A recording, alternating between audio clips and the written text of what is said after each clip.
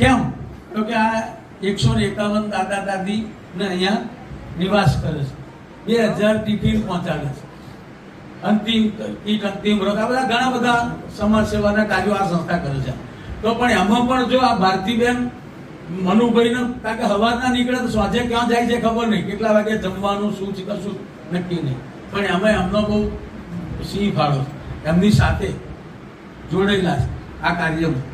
એટલે એમને ખાસ મેં કહ્યું આજે મહિલા દિનેશ અધ્યક્ષસ્થાન કોને આપ્યું, અમે દ્વિગા અનુભવતા હતા, પણ પછી થયું કે પ્રોપર વ્યક્તિ છે એટલે ભારતીબેનના આજે મુખ્ય મહેમાન તરીકે આપણે એમને પ્રસ્થાપિત કર્યા. એવા જ બાજુમાં વિભાબેન પટેલ આવ્યા છે. વિભાબેન પટેલનું પણ એવું છે કે રાજકીય ક્ષેત્રે એમનું બહુ મોટું નામ હતું. ખેડા જિલ્લા મહિલા મોરચાના અધ્યક્ષ હતા, કાઉન્સિલર ચૂંટાયેલા, પણ એમણે પછી એકદમ એક્ઝિટ લઈ લીધી અને માત્ર ને માત્ર સમાજ સેવા અને ધાર્મિક પ્રવૃત્તિઓ, બે જ પ્રવૃત્તિઓ અત્યારે કરી રહ્યા છે. અને એમાં પણ બહુ ટોપ ઉપર છે.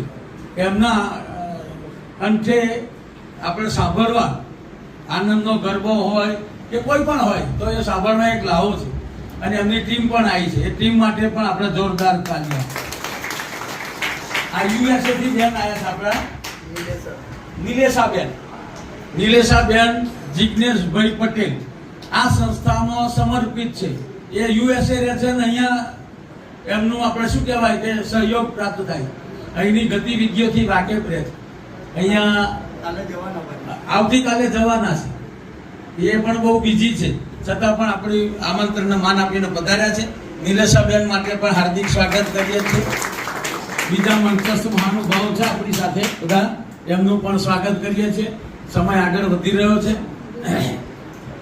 આપણે દીપ પ્રાગટ્ય કર્યું તો મંચસ્થ મહાનુભાવોનું સૌ પ્રથમ સન્માન કરીશું.